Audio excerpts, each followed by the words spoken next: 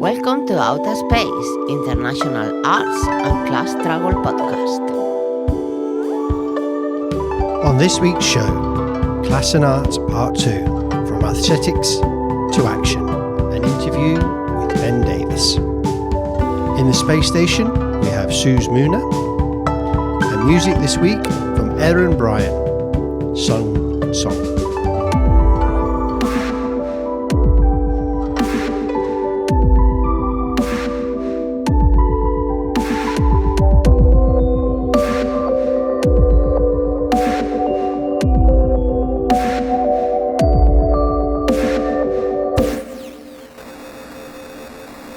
Hi, I'm Rob McDonald, and I'm the presenter of International Arts and Class Struggle podcast.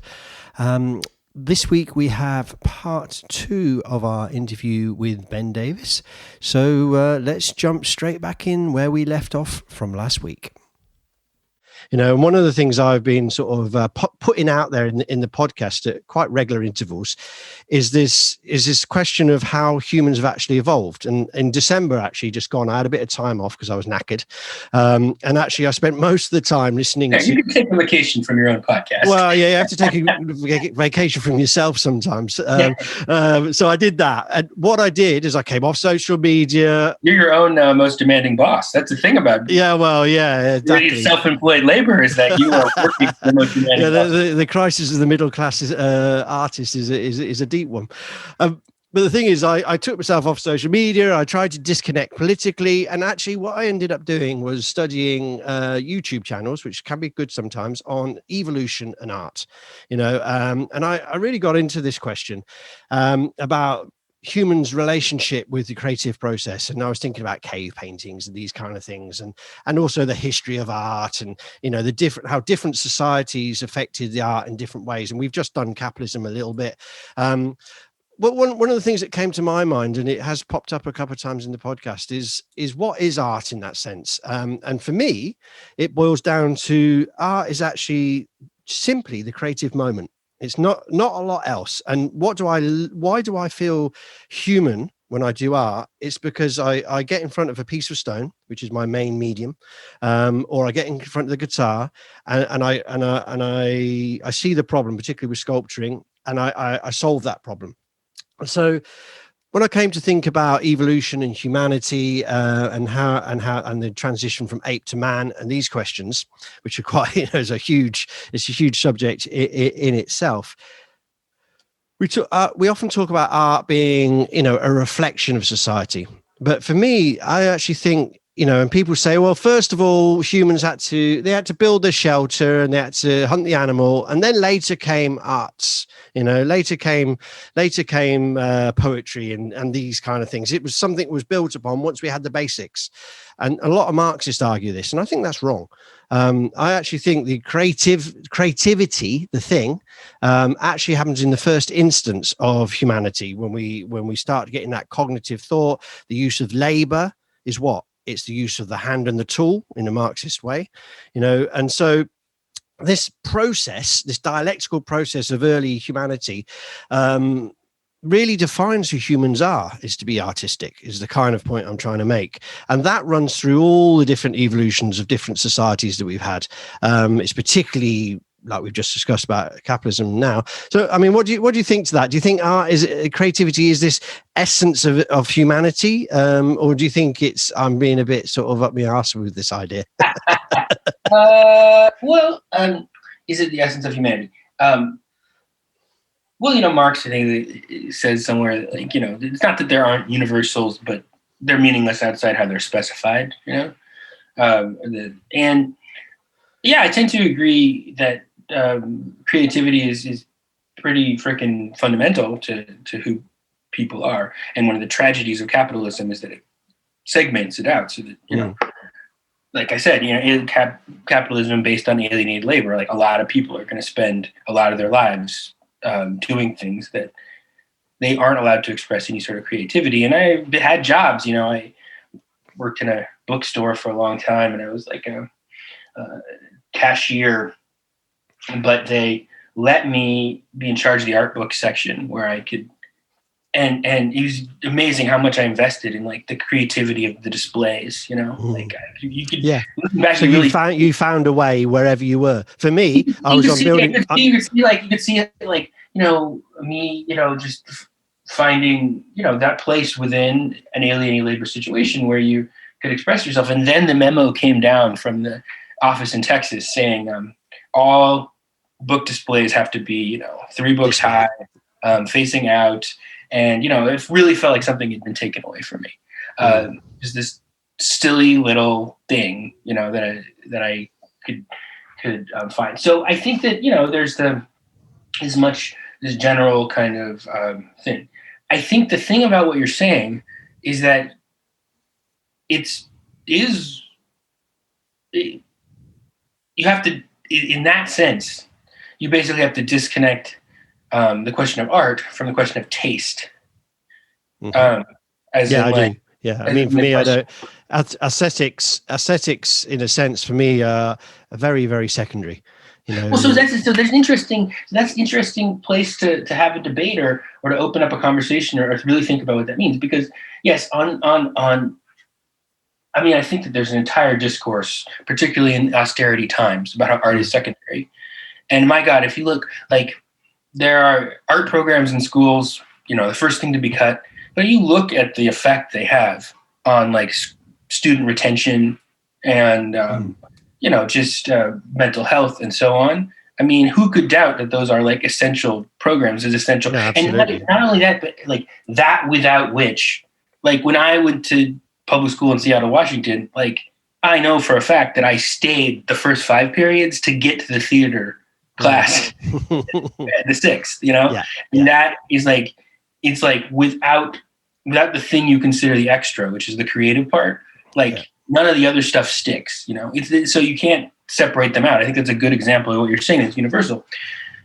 But then it's like, and maybe this is because I'm an art critic or have an art, interest in problems of aesthetics, that like, that's relatively disconnected from the question of what's good or bad, because like on the level at which like a student is like expressing themselves, finding, sense of self and stuff, like that's all good independently of whether anyone likes to see it, what the output is. I mean, maybe you have like rewards for the people who do best, and that kind of makes it feel real to people. But and I do think it's important that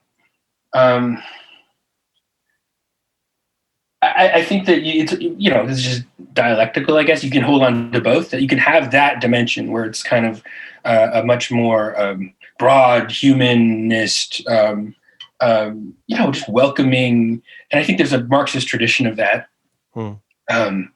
I was reading the great Brazilian art critic Mario Pedrosa, and his big essays. Came out of the Trotskyist tradition and kind of foundational for Brazilian art, but his big essay is The Vital Need for Art, which is exactly this, that it's like art is beyond. I think Latin American traditions in general of the left and art is interesting. We could go in that another day. But you can have that, and also I think there is important to hold on to questions of specialization and taste and subculture and so on, because you're trying to communicate with people, because I respect that art is a thing that some people dedicate a lot of time to think about how to do well. So it's like, I don't want to just say it's all the same. Yeah, no, it is a material. As a materialist, I'm like, this is labor. It's not just like a. No, I take your point. I think it's not that I don't have an aesthetic taste. And I think the point I was trying to make is that if somebody creates, that's the most important thing for me. If somebody, and the process of creation is the most important for me, and their ownership of that process is the humanity for them and for all of us. And I think that's one of the things that capitalism does destroy. Whether we spend a lot of time having a class analysis of a piece of sculpture, for example, I think is not irrelevant. It's just not the most important thing. So, a piece of work I do, we say, well, obviously you have to take in my approach, and maybe as a critic, this is something that I wouldn't necessarily think about so much. I'm doing it from creative side, but what you actually make is important. And so the work I do, I mean, I make working class monuments, you know, and I do them with participation, you know, and I involve other people in that project. And I don't devalue my art within it. I see my art as organizing that and creating alongside. And I always invite lots of other artists to give different perspectives on the question. And so therefore that is my aesthetic sort of direction, which obviously I think is very important. But what the point I was kind of saying was this art has been made in because capitalism has created art as a commodity. It specialized it in previous societies as well. It would have been more the symbolicness of the monarchy, if you like, and of the church, this kind of thing. I think one of the important things is we're fighting from a socialist or class perspective, that we have to regain that and say, actually, it's just doing it is actually a revolutionary act sometimes. I don't know. I mean, and it's interesting how these things play out sort of concretely, because like yeah, I think that's true, but then I mean, it's a complicated dialectic, you know. I mean that I know that's kind of a cliche, but I just like it's not, there's not like a single static answer to these questions for all, because like, you know, I remember when Jacobin magazine came on the scene, you know, and people were like, oh my God, this is a socialist magazine that has good graphic design. You know? Yes. I mean, that was like a serious thing. Yeah, it's a big and important issue, actually. You should hear me arguing on those questions. All these people selling street corner newspapers are suddenly like, oh my God, this like looks like something that you might want to buy. That's cool. And so that's important. I mean, it's certainly, but then you can go all the way in the other direction, and it's like, oh, you know, that kind of cool, you know, has a certain. Well, there's a whole question, isn't there? That maybe content and certain signifies a certain kind of person who's going to read it, and it should become self-segregating after a certain time. And then you have to push back in the other direction of being, you know, like opening things up to be like drawing new kinds of communities. There's a whole debate, isn't there, that we're, you know, which would take us a whole another show between, and maybe we'll do it, between propaganda and art, you know, and how the left and Marxists should understand these things. And I think in general, across all tendencies of the left, they don't understand it. Well, you know, we should talk about that, because I can talk about that. Well, let's do a show on that, because it's a difficult one, because I am very opinionated on that side of it. That we, you know, and I think you're right, you know, and I know some people in the movement would say, look, we want to attract workers, so you know, it's like we do it this way, you know, and then another Marxist or left magazine would do it that way. And I think actually anarchists in general do it better, because you know they're more soaked in surrealist thought about how art works. Also just like anarchists are they're just inherently more artistic, because their orientation is like individualistic. I mean, that's it's interesting. It's a class thing. I mean, the base of anarchism is, you know, people who don't want to be subjugated to any authority. In this series, I'm going to get some artists, anarchists, to explain their perspective. You know, because I think it is interesting. That's fine. You know, Trotsky, Rivera, and Breton, when they write Towards a Free Revolutionary Art, they literally say, you know, in matters artistic, we are anarchists. In matters politics, we are. I think this is a critical moment in Marxist revolutionary history on art. You know, is that production of that pamphlet is where there's a touching of anarchism with Trotskyism at that point, and very important. And maybe that's another podcast we could unravel. And where we should be going today, but I wanted to develop another side, because I think I want to bring us to more concrete times, you know, and finish on some critical things that we've knocked about, a bit of theory, a bit of evolution, you know, all good.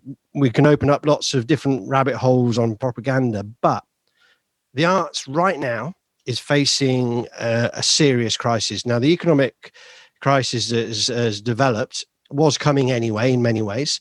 You know, the coronavirus is thrown that in a deeper sense, and there's been all sorts of emotional and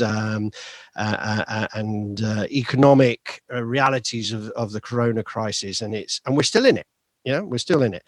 But I think what is very clear is the arts has been pretty fucking devastated by this, because artists in general, not always, do rely on an audience, and there's no theaters, music, live music, all these kind of things have been sort of really crushed by this present crisis. And so one of the things I'm thinking of is first of all, when the tide goes out of this economic crisis, what will be left of the arts? Because there's massive cuts in museums, there's massive cuts in access to the art.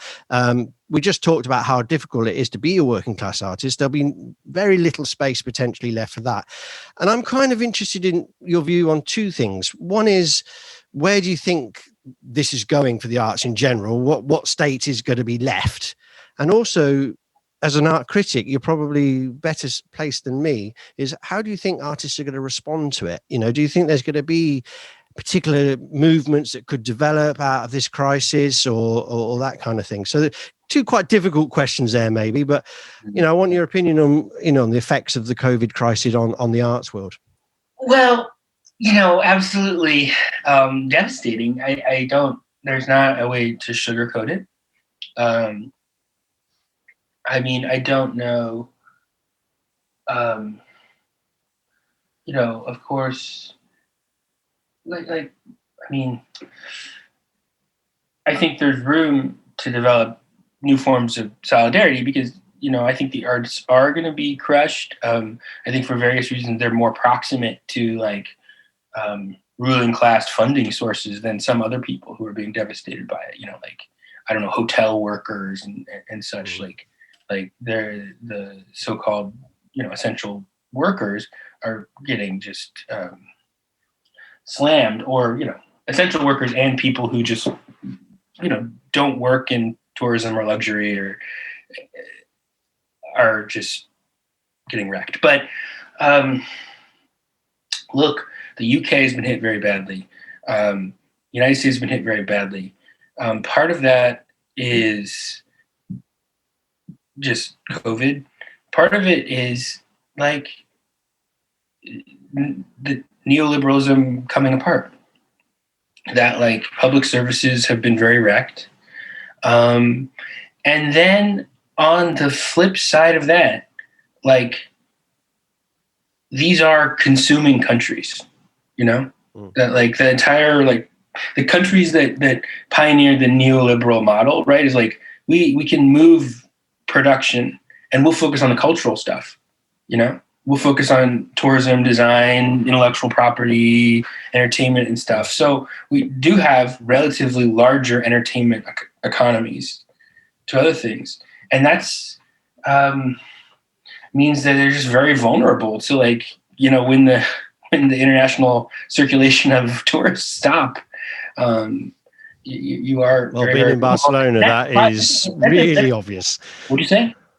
Being in Barcelona, that's really obvious. 80% down tourism, and it's one of the things you actually. A little side thing. You go into a little bit in your book, in later chapters on this kind of model of maybe it's going to be in your new book. You're going to update it, I hope, because there's this model of tourism and art industry revitalizing the economies, with these fancy museums and whatever. And Barcelona, for the locals, the center, my partner, when I first moved here, she said, I'm taking you to the center once.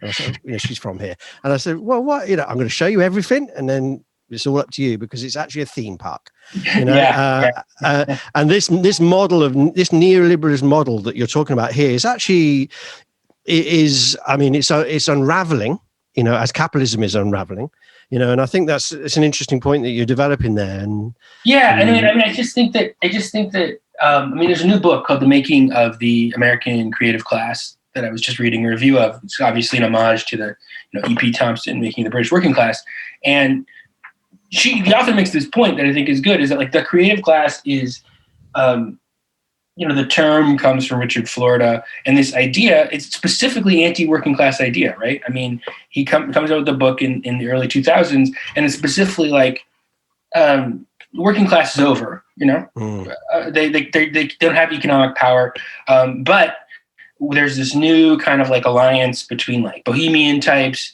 and lawyers and tech guys, and you can create this block of these kind of people who have gone through college and have a certain interested in kind of cosmopolitan amenities, and then that can become the economic motor for cities. And that was taken as a way, like literally, cities that had lost factories, it's like turn them into museums. Yeah. And then you can, which I always like to point out to people, is exactly the advice that the World Bank and the IMF gave to like Jamaica in the in the 90s during when anti-globalization protests. Was like, oh yeah, like you don't like get rid of your factories and just focus on tourism. I mean, this is like the classic formula for like neoliberal development is, focus on your comparative advantage. Your comparative advantage is always culture and location, because the manufacturing always goes where the labor is cheapest. And so the point being that the creative class was originally pitched as this replacement for the working class, as something to orient on. She makes the point that like the creative class was forged in the United States in a much earlier period, and that there's this kind of idea that like it came out of Bohemia, like people come into New York to like live cheap. Interesting, yeah. And drink in the cool bars. And she's like, well, actually a lot of people moved to New York because there was creative work there, and that came out of as side effects of like a kind of robust, mid-century economy where there was it was the side effect of a lot of the growth in the professional economy that came with like. It's interesting. I mean, again, from this Barcelona perspective, I mean, I was, when I first came here, 12 years ago now, I think, and I was looking for an art space, and I joined a collective in Poblenou, which was, very near the center of Barcelona. It was the old industrial part of the city, but because of the economic crisis in general, that came from 2007, 2008, there were still derelict buildings that artists occupied, and we occupied one big old factory. The owners were cool with it, so it wasn't a squat in that sense. Now, with the reinvestment of cash and this model that Barcelona's based itself on, which is one of these, creative economies and all these sort of hipster, startup companies and all this kind of stuff, we were a bit rougher than that. But it lasted quite a long time while the crisis was on. As soon as the crisis was over, the owners sold it, and there's a hotel there now. A hotel that nobody can go to in this crisis. And so that's exactly it, though. So Rob, that's exactly what I was trying to say by putting it up. Is that like, so you have this thing where you build a hipster hotel on top of the arts, and that's theoretically the end game of all this. But I think that what's happening now with COVID is that these economies are going to have to face the contradiction that like. You've been trying to replace economic model, kind of loose Keynesian economic model with a creative economy, neoliberal model, and replace the creative class with the working class, and that's just a foundation of sand, and that like ultimately, you will have to face the contradiction that you can't have. There's it's interesting. Have to come back together because you can't just have. Like the cultural stuff is all based on not to say that it's not real, it's not, it's absolutely, I just say that because there's a tradition, No, it's interesting. Marx is being like, oh, it's, culture is superstructure. No, I mean, it's real labor, but I mean, like economically, it's the success of arts and culture is always dependent on like kind of much broader constellations of economic forces. So in a mid-century economy, when you had relatively strong labor unions and, you weren't yet in the full cutthroat era of neoliberal capitalism. With all the contradictions that it implied, it had the spill-on effect of creating like kind of robust artistic cultures that then have been like kind of mutated into these more and more brittle forms. And now COVID's come along, and it's just like, so it's almost like clear. It's almost like the crisis of gentrification. That because in a sense, I've always know the artists, because the things we were talking about before, and the economic position, particularly of visual artists, we often move into the hip areas that are run down because we can hire a cheap place, but as an economic model that is used to gentrify the area, to push the locals out, more hip people come in, and therefore this gentrification projects happen in areas, and then the artists are the first in and then the first out. The quiche, vanishing mediator. Yeah. Although, I mean, I've studied that quite a lot, actually, because I'm interested in all these places where art touches on something else and moves things. I think that there's been a lot of, there's developed a thought that's like, if we can just keep the artist out, we can stop gentrification. And that's not true either. That it's actually, these are push factors more than pull factors, that like, artists are being driven in front of rising rents and housing scarcity, and it's and the precarity of artists. You have to like fix the problem at the level of a policy that like creates more housing, and you can't fix it at the level of like artists having panels about how they're really guilty about being gentrifiers. Like that's just a way. No, I mean, it's part of the model, is what I was sort of referring to. I mean, no, I agree with you.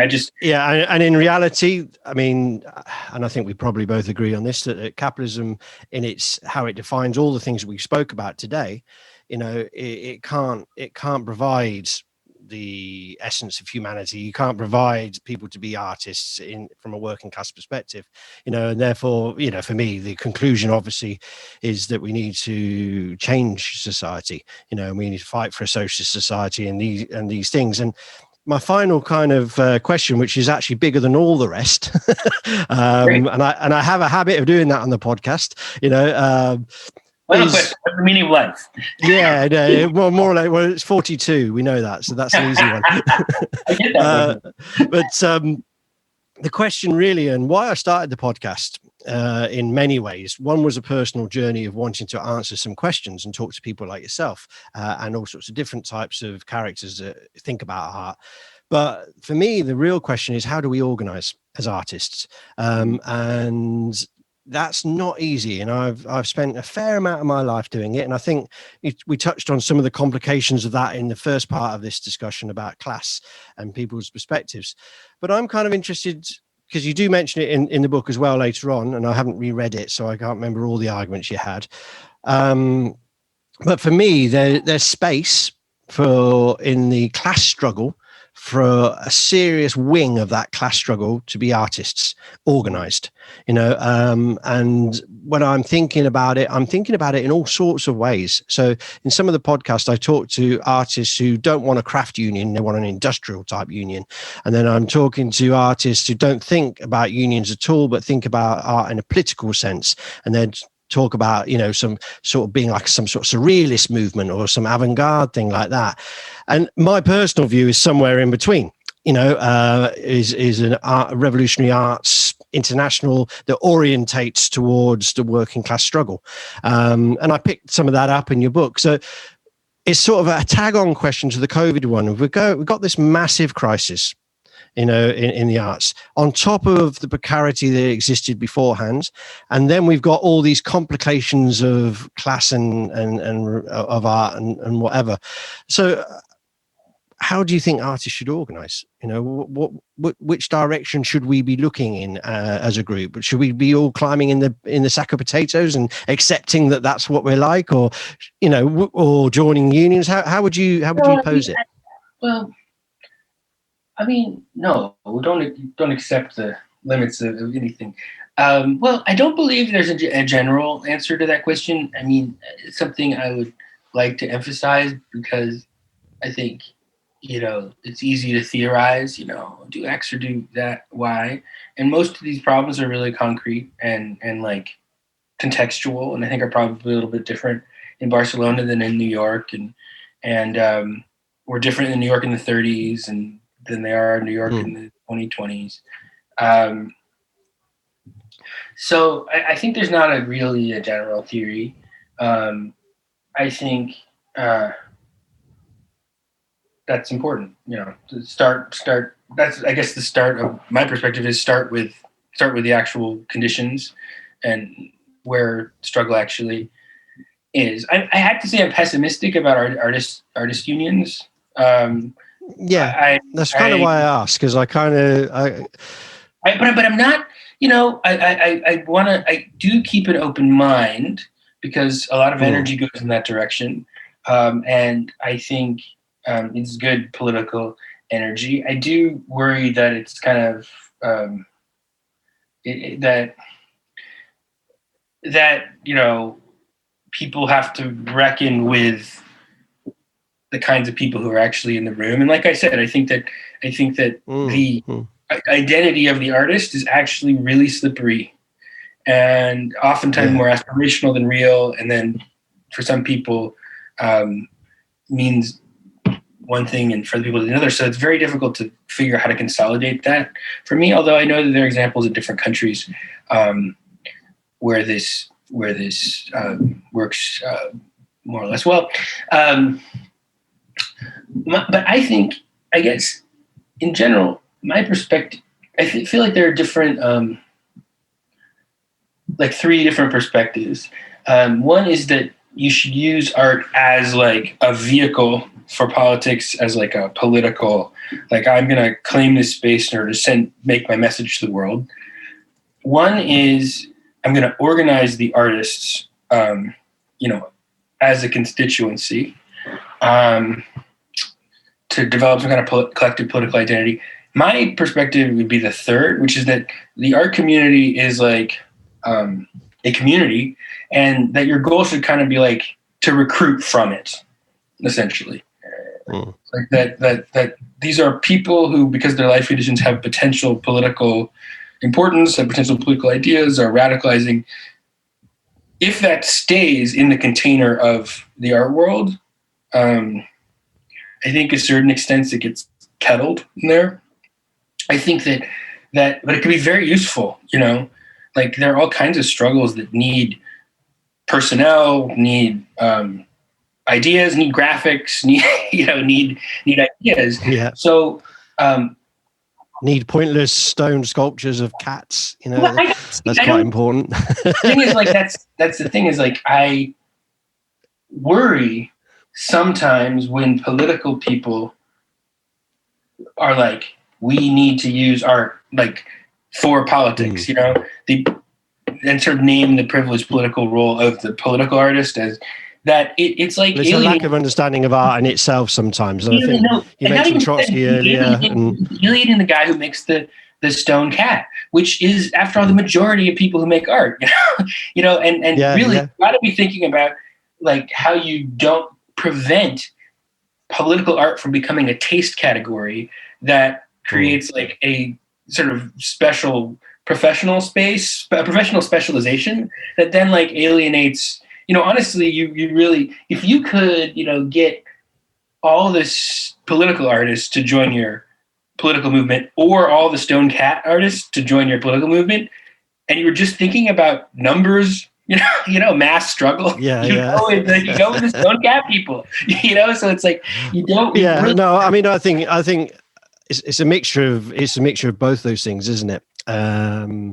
Certainly. I mean, one of the reasons I posed the question of the evolution of art, and art as a creative, as a process, as a thing that's not aesthetic in that sense, is that if you understand this alienation that capitalism does to you, and it reflects in the arts, then my view is everybody is an artist. And I know some people argue quite strongly against that with me, that it's actually is a specialization. It is a, thing. But my view is, as an artist, as I just do it to be a human being. And it sounds a bit sort of grand when I say that. You don't do this. I mean, in terms of organizing the struggle, But we're organizing the struggle. No, just to finalize the thought, though, is that that requires there to be organized movements, organized struggles, and so on. I mean, and in my opinion, there's nothing without that. I mean, so that within the arts, there are these very promising struggles, usually by the house workers or art handlers, like the people who are doing the physical labor of art, often very heavy overlap of people who are artists in their other, their after work life, work in those positions. So those are forms of like little political struggles. But without, there are these, Black Lives Matter here in the United States had this huge explosion, kind of big contraction. There's likely to be more of that. If there's definitely likely to, there are all kinds of, labor struggles, like teachers battling over the conditions of going back to school here. Those are the struggles that will kind of determine how the masses of people come out of the crisis, and without them, we know that it'll be settled on the terms most advantageous to the wealthy and the ruling class. So my perspective is orient on actual organized struggle, on being part of those struggles. And then like the artistic questions flow from there, because like maybe in some situations you need graphics or graphic design or propaganda. In other situations, you need nice looking art for a fundraiser. In third situations, you just want to have film clubs where people can be with comrades while they just kind of like shoot the shit about pop culture. And that's fine too. That's a healthy thing. It's healthy for people to have like places just where you just talk about culture with comrades. I think I draw a political function for it too. And all those things will flow from the context of struggle. And I think you start there rather than starting with an ideal form of artist organization and then working because it's like, I think I tend to agree. I mean, the way I look at it is that there is what's sometimes called a dual task, that we have to build our broad movements and we also have to build revolutionary wings of that movement. And I think that's a good way of sometimes understanding it. But I see as the artist, I see that we need to see that as a combined task with the arts. That actually those three things that you talked about, I think they're all relevant. And there is a space for arts or artists organizing as artists. There's also doing art that has draws a picture, if you like, of the state of the world. And I think the third one, is the most important, that the class struggle itself, is the engagement with that. That's these are critical. The problem I'm trying to wrestle with in my book right now that I'm trying to finish is exactly, how do you think about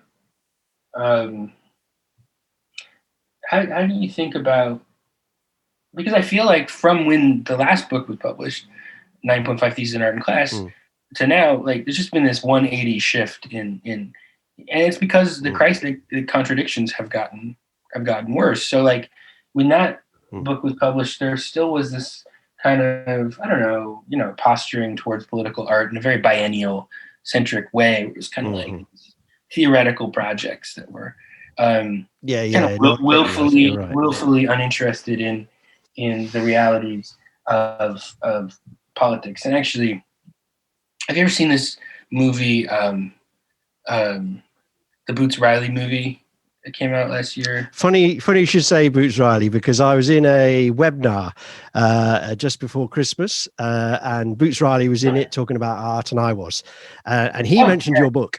So there you go. That's the thing is like probably the biggest triumph of my book is that he cited it as an inspiration for that movie, and sort of cites this thing, was like, okay, you can't just make art about things; you have to be involved with things, with actual organizing. I think that's really good. But then things have almost shifted over to the whole other dimension where people are just like, they sound like communists in the 1930s, where they're just like, anything that's not like for the people is like petite bourgeois decadence, and like like we must the sort of Stalinistic. They sound like third period Stalinists, and I'm just like that seems to me like just as kind of detached from reality in a certain sense, because the reality is that like we don't have mass revolutionary organizations or people's organizations that can gather this information. So you're like, people are like pretending like you're going to go off, I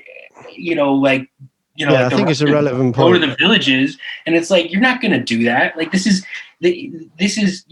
and furthermore, you're cutting the movements that are nascent off from like potential sources of like new thinkers, new radicalization, new people coming to political conclusions, and the kind of like, it is definitely the case that kind of like part of the process of coming out of the 1960s was that politics became much more cultural and much more enclosed in culture, as unions got decimated, biennials got more political, and they're kind of like connected, that like people retreated to academia. I mean, I think it's a fascinating, there's two things here, and that really ring bells in my head. One is this period that you talked about, where Dadaism and Surrealism was born, and in situationalism out of that into the 60s. That pocket of time of how the arts related to politics is actually really important for today, in the sense that it is an historical period to understand, but not one to copy. And so certainly the 60s as well, and how those sort of movements developed out of a reaction to some of those sort of let's call it Stalinistic rigid ideologies of what Marxism and art were. And then there was this sort of explosion of hippie Marxism, let's call it, which I think you deal with quite well in the first chapters, what becomes academic Marxism. But even in those movements, there's some real gems to be pulled out. And I suppose we're both struggling with the same question, that in neoliberalist era that we've gone through for the last period has had a particular effect, and also I would say, when we talked about this class relationship, the middle classes have been forced into the working classes, is a big factor of the neoliberalism era. What was once seen as middle class jobs is less so, and the rest of it. So the question of how we organize is actually a pertinent one, I think, not one we have the answer to today, maybe.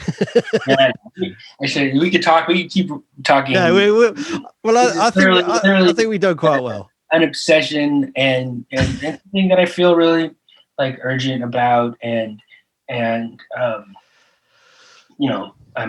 trapped in my apartment just like everybody else, and so there's plenty of time to spin for the head wheels to spin.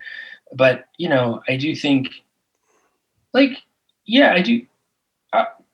The last thing I say is just like, I think that art, in an ideal world, art can be useful, or art in placement within the arts community useful, because the biggest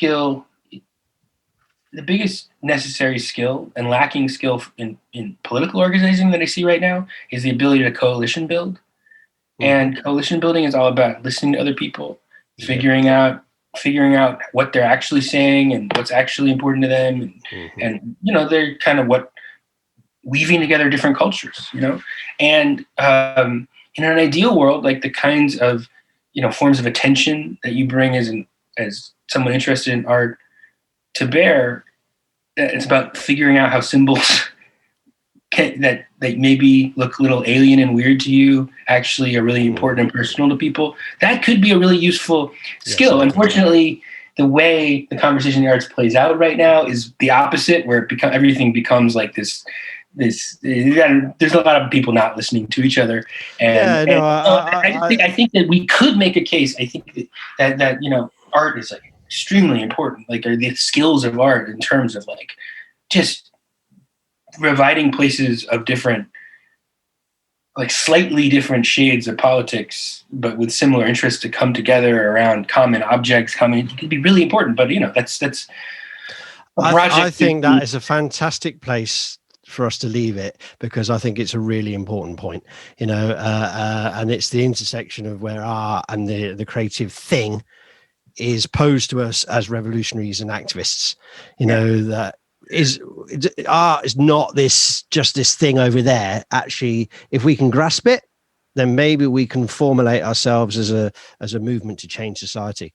And I'm for one on that for sure. Sure. Cool, man. Well, thanks for coming on the show. Is the new book, you're still writing it, or is it done, or and what's it called, or is it? Its working title is Making Art in Terrible Times, and it's was due in September. So every minute I'm spending with you, the minute I'm not. Okay, well, when it's out, we'll have you back, okay?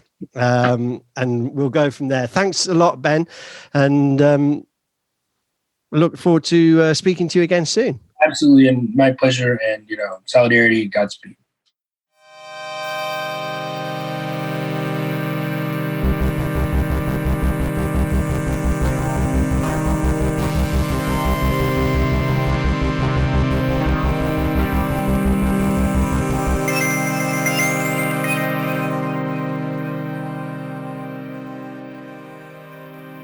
Okay, so let's make our way up to the space station, and I believe we have Suz Muna again up there. Are you there, Suz? Hi, yeah, I'm still here. Well, thanks for joining us again. Paul's still away, but we will, for people that like to listen to Paul's commentary, he will be back next week. So yeah, this is the second part of our interview with Ben Davis. The first part we discussed a lot about the class position of artists, but in this version, we went into quite a lot of different things. I mean, we talked about sort of the history of art, its role with humanity. That drifted into a discussion about aesthetics and about the left and aesthetics, and then we went into the economic model of how art is done, and then COVID, and then how to organize artists. So it was quite a meandering and wide-ranging sort of chat that we had. So I mean, is there something you pulled out of the discussion? Well, lots, like you say. I mean, he did really cover a lot of subjects, and again, you could do more in-depth discussions on some of them. But I think there were a couple of things for me, really. One was around, well, I suppose all of it really, I think that is worth bringing out is around this idea of the artists and class, the economic model. And I was particularly struck with his mention of the idea in America that had developed around creating this kind of creative class. Okay, yeah. Almost as if you could have this class on its own that sits outside of the sort of Marxist traditional working class, middle class, upper class, or ruling class. And as if you could put the artist in a little bubble outside of that, which again is very much, could be taken as part of the divide and rule narrative, can't it? It's like, the normal struggles of working class people or even middle class people doesn't really apply to you. You're an artist, so it can be used as a divide and rule. But also, as Ben really pointed out, is that that's built on sand, and COVID has exposed that. Yeah. That when the COVID crisis hit, when lockdown hit, they were just in the same position as any other workers who had lost their source of income. So it really exposed that there isn't this kind of protected little bubble that an artist can slip into to somehow get out of the normal relationship of worker to boss, I think it's a really interesting little thought, actually. I mean, I think this idea of creative, there existing a creative class, actually, I think that's just another word for somebody who's middle class, actually. There's somehow the artists are special, that we exist in this sort of, we're not workers. And I think it's true that artists exist in every class of society. It's not a predominant in one class or another. I mean, as we often talk about, art is and it was mentioned actually with Ben that art lives in each person. It's a humanity question, but obviously each class sees that differently. And to try and sort of say, well, there is this special group of people who are more creative than others, is quite an elitist point of view in my opinion. And although I think you and me are special, I don't think we're special. I don't think we're special because we're artists, or that we define ourselves that way. But in this economic model where they draw on these creative people, what they're talking about maybe is bringing middle classes in to run down areas. I don't know, and that model, like I pointed out about Barcelona, has been shown to be a pile of shit when it comes to actually developing the real economy of areas. As you said as well as Ben, built on sand. It's not a strong thing. But interesting. I mean, it's very disposable as well. I mean, as far as and this is where I think in some ways, which I think is another theme we might explore at another time, about to my mind, I think in some ways the right has a much more comfortable relationship with the arts than the left does, because for the right, it's a really simple question about economics, about does it make money, about the how consumable is the product that is being produced by the artist.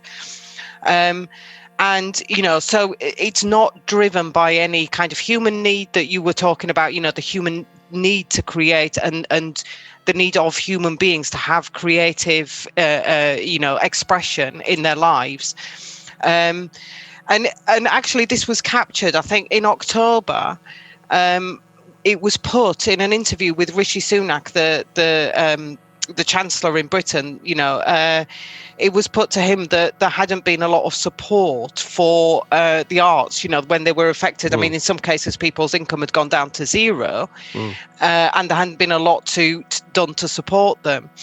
And his response, and this wasn't, it was taken as being specifically for the arts, but actually in the interview it's not. He just says, well, people who have lost their jobs may need to retrain.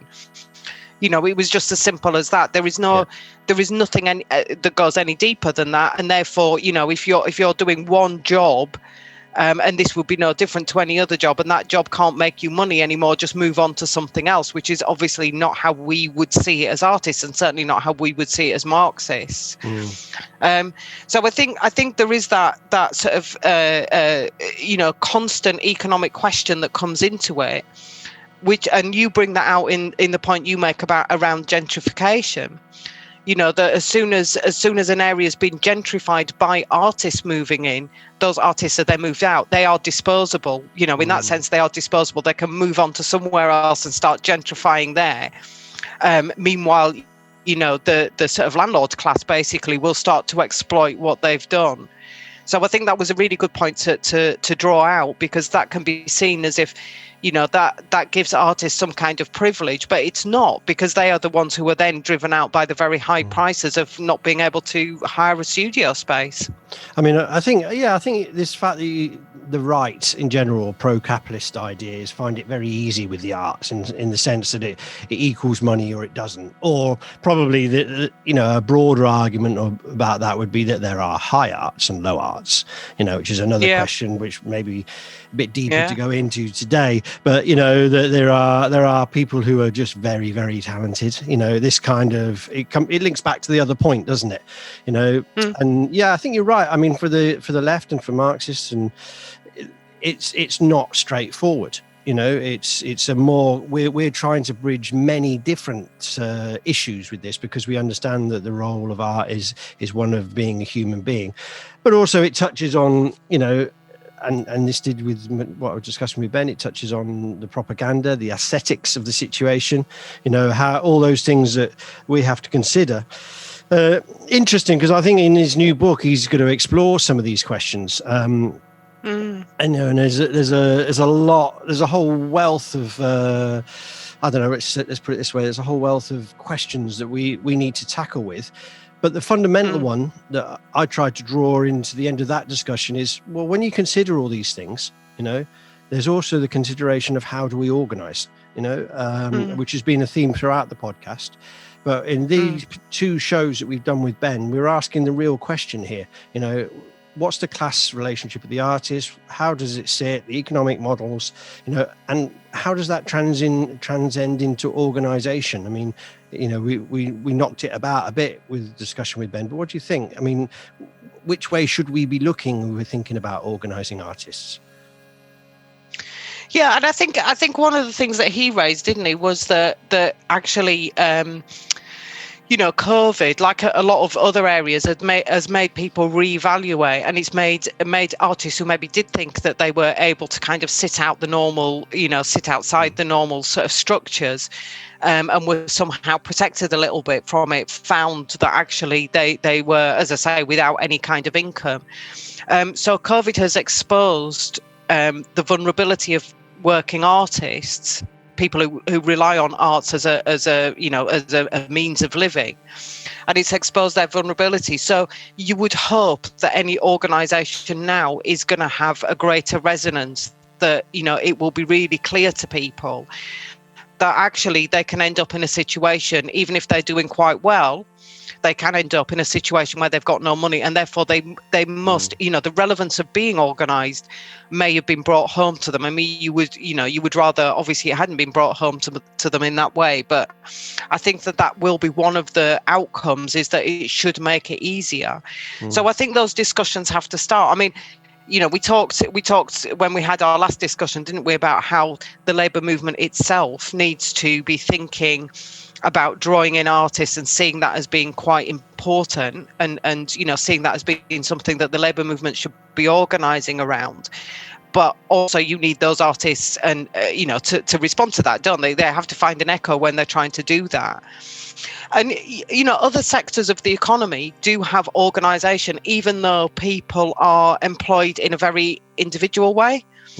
So you've got, for example, in my trade union, Unite, we organise, for example, there's a branch that is dedicated to people who are sign language interpreters. Well, they're all self-employed.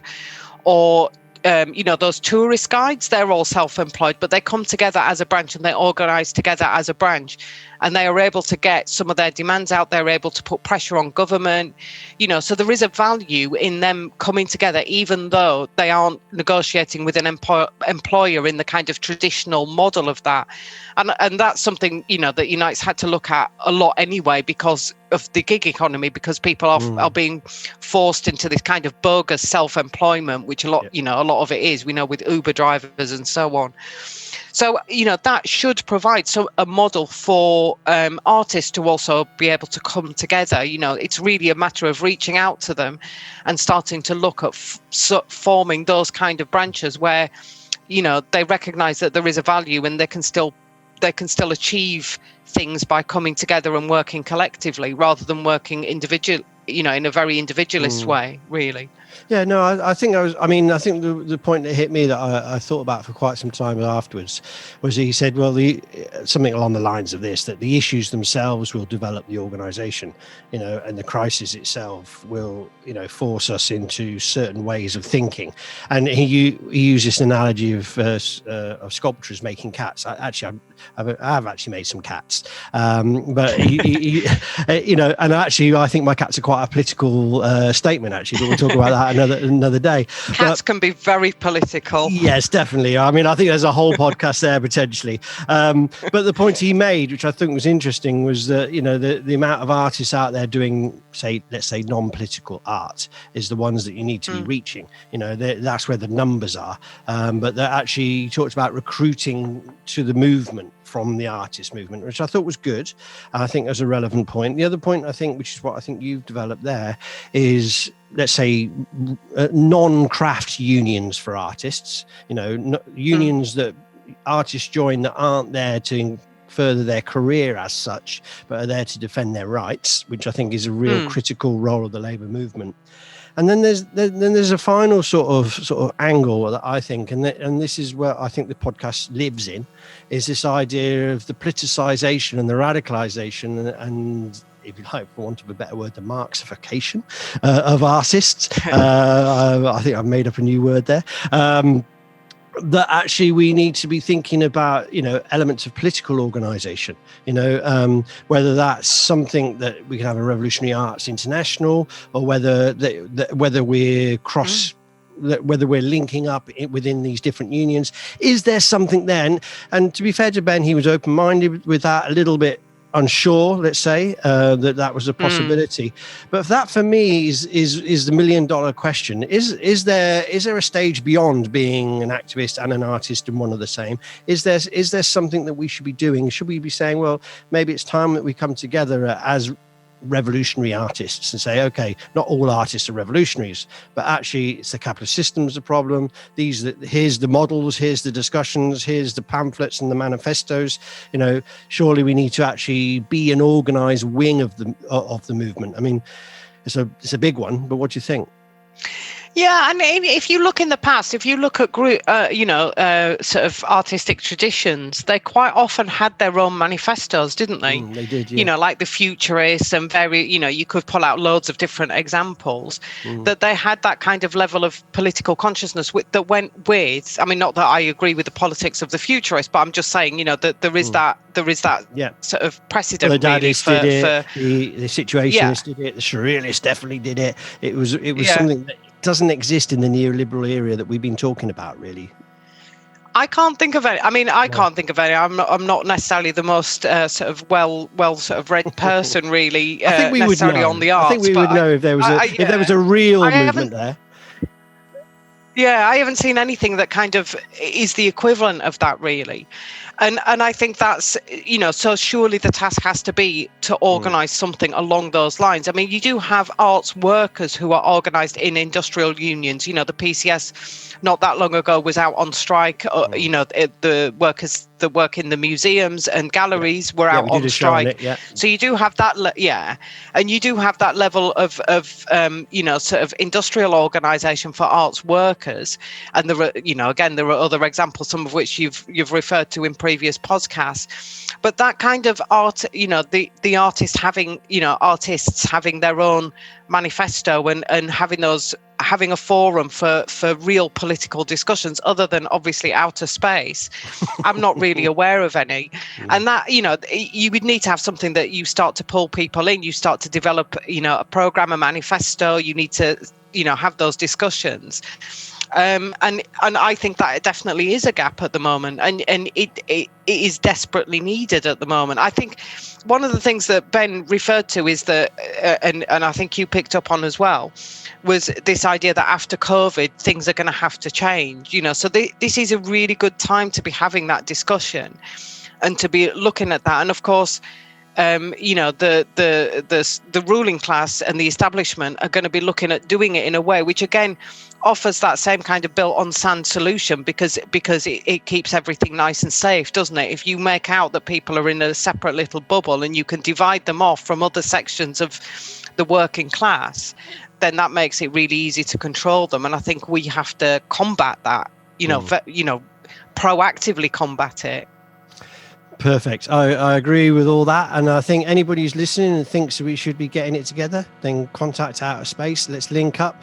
Let's link up our podcast. Let's link up our blogs. Let's link up our ideas, our organizations. Let's start the discussion, about whether we can actually build a manifesto for artists today. And I think maybe that's a good point to leave it on, Susan. Thanks for doing another great commentary with us and in the space station. I hope you get back all right and your stay up there hasn't been too cold.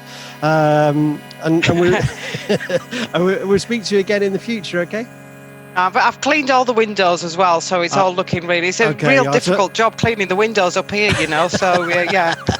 I'll tell Paul he's got to keep on top of it now. Okay, you take care. All right, see you next time. Bye.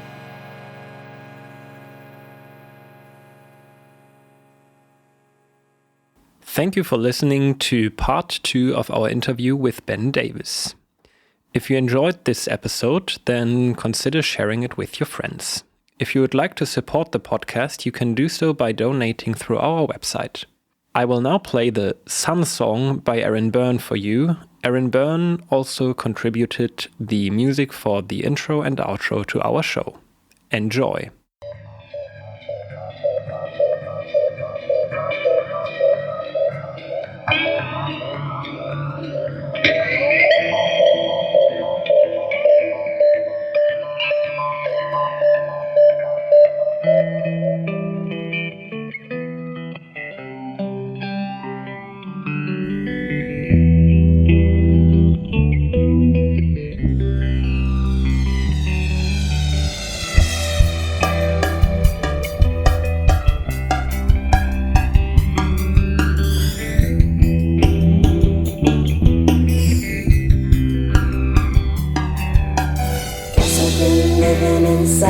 dream.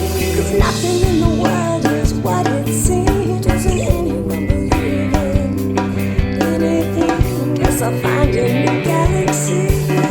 Haven't you wondered what's way out there? 'Cause I recall you used to care.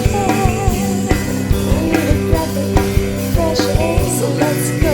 And I don't care where. Just for fun, we can touch the sun. We can fly so high and leave everyone. If you like, we can live tonight. It'll be alright, baby, it'll be alright.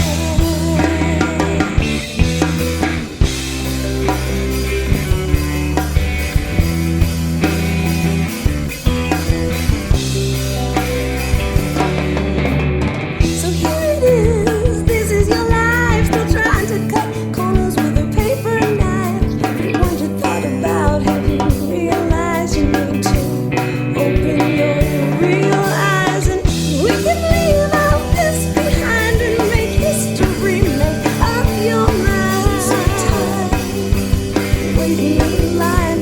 Goodbye world, alone the sunshine.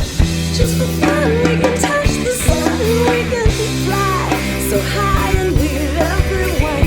If you like, we can leave tonight. It'll be alright, baby, it'll be alright.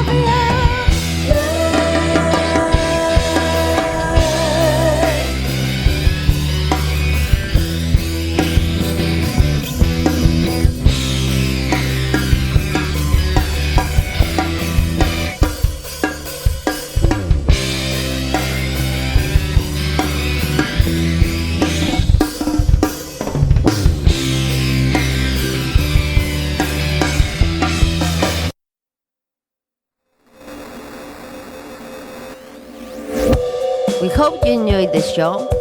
If you have something to say to us, then join our Facebook group or contact us at outaspace.com. That's outa-space.com. See you soon!